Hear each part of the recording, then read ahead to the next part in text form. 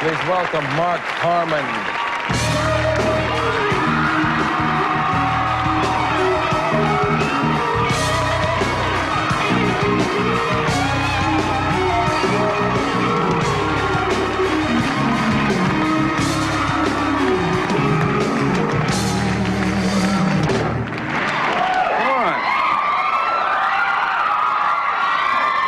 I figure I'll just let that happen and get it out of the way.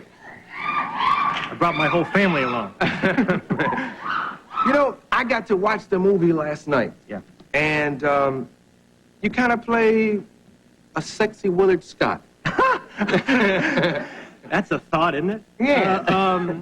Yeah, he's a little bit of everything. I mean, Taylor Worth is a guy who that's the character I play. He's a TV weatherman in Philadelphia, who has had a very hard commitment making to a woman. And basically, he's been doing the same thing for a lot of years, and I would like to think that somewhere behind it all, he's been pretty badly hurt, and that's why he's playing the kind of games he's playing. But some friends get together and put a wager to him, and from that wager comes hopefully this movie. It's a interesting setup. Hopefully somewhat of a romantic comedy, and maybe in some ways not too far different from those kind of comedies that I enjoyed so much in the 30s and the 40s.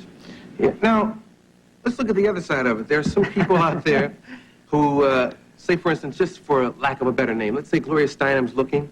She's going to watch this movie and not know about the pain maybe he's experienced in the backstory.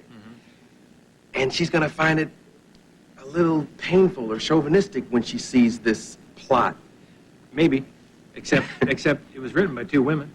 Really? Yeah. See, that's the thing. I mean, I read 25 pages of the script when I first got it, and I shut that script and I said, I don't need to do this because my house is going to get firebombed, you know? Yeah. But the bottom line to it is when I read back, these two women who wrote it, I mean, I think, if anything, the women come out ahead in this picture. I mean, it's about the female attitude toward the situation as opposed to the male, and I don't think anybody gets hurt in this movie.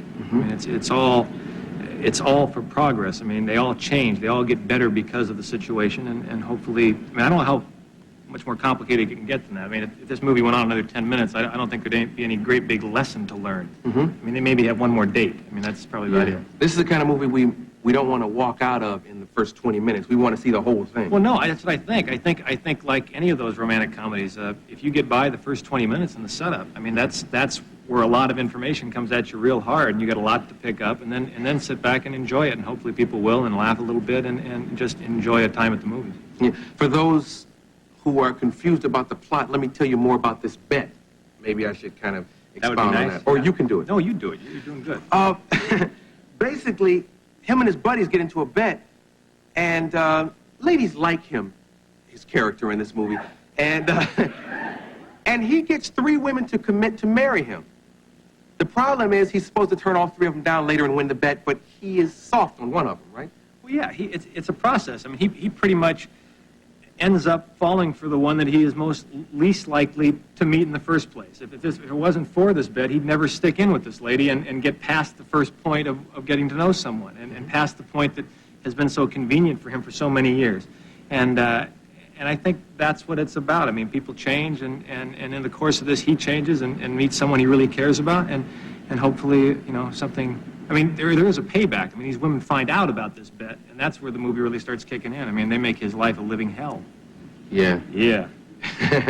That was the funny part. Yeah, well, good. I hope it's funny. Yeah. What they put you through. You had some interesting dates in this movie because you had to get these women, you had to get them to commit to marry you. You remember dates before you were married? You were married to Pam Darby now, and that's long gone. But you remember nightmare dates when you were young, hanging out? Oh, yeah. Yeah, I had a nightmare date once. The night, a bunch of buddies of mine at UCLA who were on a national championship basketball team, as they were a lot in those days. And one night, they won one of those national championships, and a bunch of us got together and piled into my mom's new 1970 Buick station wagon and took it to the party circuit, I guess you might call it. But I just remember this girl in the middle of the back seat, and I won't mention her name because she's now married to a very good friend of mine, and she's probably watching this tonight, but she got so sick, and she didn't even make an effort to get to a window. I mean, well, wait. I shouldn't say that, because if you consider this an effort. I remember that I spent about 6 hours that night cleaning out my mom's car, you know? Yeah.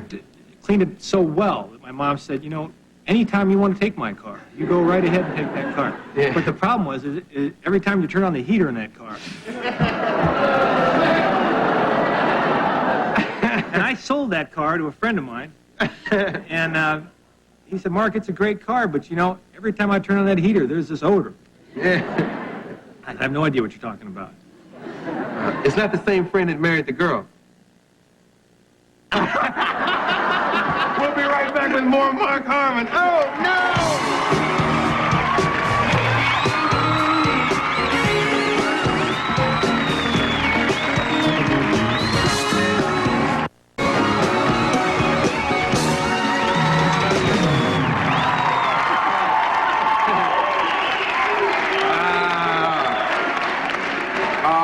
Okay, let's see.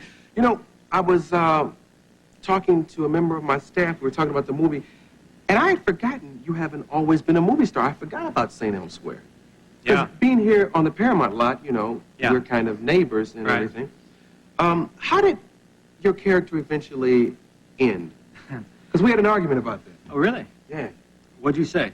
Well, I thought you went. I thought the show ended and you were just this playboy who moved on. But they told me it was more tragic, and I guess I didn't see those last Yeah, weeks. actually, I went into my third year there on St. Elsewhere, and the writers were great at writing great stuff and getting excited about writing different things for characters. And they said, "What do you want?" And I said, "I'd like to be challenged. I want you guys to get excited as writers and, you know, use my character to do what you need to do." And they said, "Well, sometimes, you know, we do get a character into a dead-end alley there. We don't know what to do except write him out."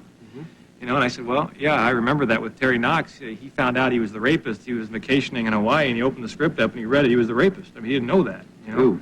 So anyway, overnight, Bobby Caldwell, he was a plastic surgeon, the guy I played. He went from caring, great bedside manner, good technical plastic surgeon in a big public hospital to your basic scum bucket. I mean, I mean, just that quick. I mean, it's certainly more interesting to play as an actor, and certainly for them as writers, interesting to write. And for 13 episodes that year, boy, I tell you, they bent that character every which way. And eventually they came to me and they said, "You know, we're thinking about, you know, writing the character out." And I said, "Well, that's fine with me." And they said, "Well, we're thinking about Lou Gehrig's disease, you know, ALS." And I said, "Well, God, that's interesting, you know, because the mind's current in there and the body goes first." And they said, "Yeah, we're thinking about that." And I said, "Great." And then 2 days later, they said, "No, it's going to be AIDS."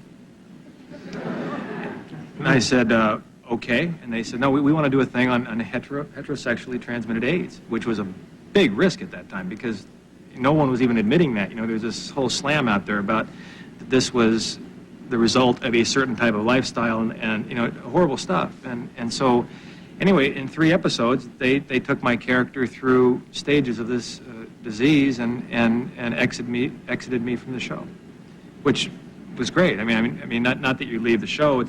I loved being there, but at the same time, it was interesting stuff to play, and you know, I left very amicably, and So before the whole dream oh yeah, about St. Eligius, you were gone. yeah, I was gone. Oh wow, that was history.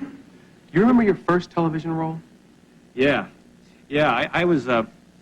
My sister was married to Rick Nelson, and I knew Ozzy through that, and through being a lifeguard down at the beach. Ozzy used to swim on my beach all the time. We used to talk, and he called me the spring of my senior year when I was at UCLA, and he said, "I've got an actor that got ill. Can you come and replace him for a couple of days?" And I said, "Yeah." You know, I didn't even know what it was, and I went down there, and they dressed me in a head-to-toe gorilla outfit, and I played a guy named Harry King Kong.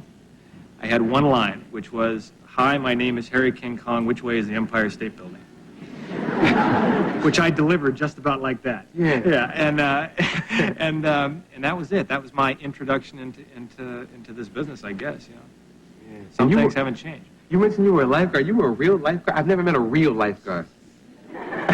Yeah, I wouldn't have wanted to swim on my beach, but I was a real lifeguard. Yeah, absolutely. Well, you were a good athlete, though. Rescued a cow once. A cow? Cow. What made you want to do that? There was a cow floating off my beach. A real cow, honest to God, a real live cow. And I didn't know what it was. I thought it was a body. Sometimes, you know, a missing person, a body will just pop up, and you kind of like, oh, God, you swim out there and you hope it's not a body because it's on your beach and all that stuff. Because it's ugly. Major league ugly. and I swam out there, and I called the boat, which are these guys who come up from Maine Beach, and it's, you know, they're all about 38, 39 years old. When you're, you know, 19, that's pretty old, those guys, you know, and they can pressure you a lot. Anyway, I got out there, and this thing that I thought was a body was a full-fledged cow that must have fallen off a barge or something. Yeah. And the thing I saw floating was its stomach. You know, it was kind of filled with a little air pocket, and the head was down, and the tail was down. There was a giant cow out there. And I didn't, you know, the guys at the boat get there and say, oh, hey, nice body, oh, moo, moo, you know, this whole in the meantime, I'm treading water and, you know, 200 yards off the beach. And I said, well, what do you want me to do with it? And they said, well, why don't you drag it into shore? We'll call the truck to come down and get it. I said, yes, it's July, man. I mean, it's packed, people everywhere, you know. I said, drag this cow into the beach? He said, yeah. So they take off on the boat. They said, we got a place to go see, and they lead me out there. So I figure, what the heck? I take my tube, you know, and I kind of fit it around the cow like that. I said, it's working. I start to pedal back, and it's pulling a little bit like this, and all of a sudden I duck for shore and start swimming. All of a sudden, it gets real easy.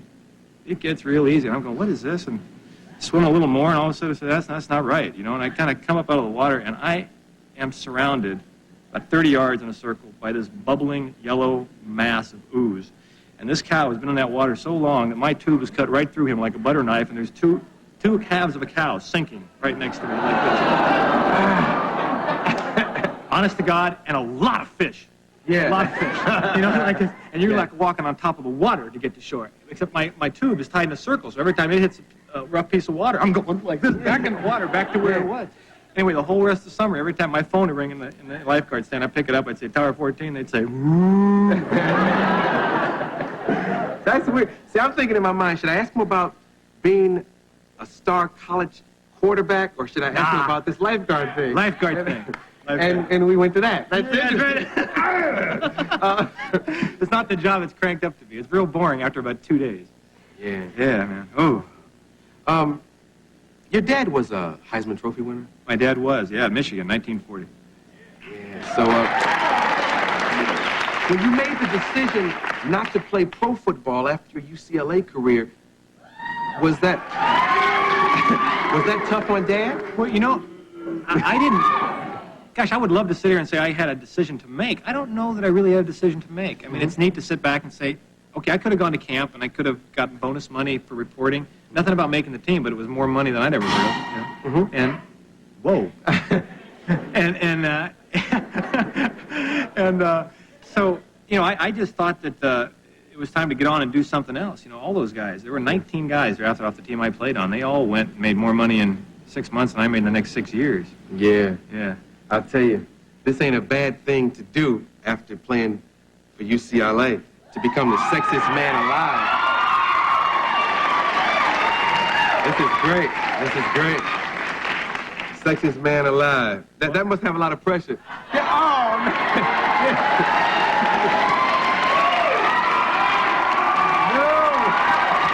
No, buddy. No, I don't need this kind of pressure, Mark. What? Arsenio, this is what you have to wear in the pageant in Florida when they crown this. You wore these? You probably have to stretch out parts of this to fit into it. But I tell you, you know, it's one of the proudest moments of my life. To be I don't voted. want this pressure, man. I got enough pressure on me in my life. Hey, Peter, would you like to be the sexiest man alive? I am. Already, yeah. The new sexiest man alive, Peter Molyneux, my guitar player. I don't want it, man. I can't hang. Yeah. We'll pass that on. Thanks for stopping by. Hey, Say hello pleasure. to Pam. It's a pleasure having you here, man. Mark Harmon.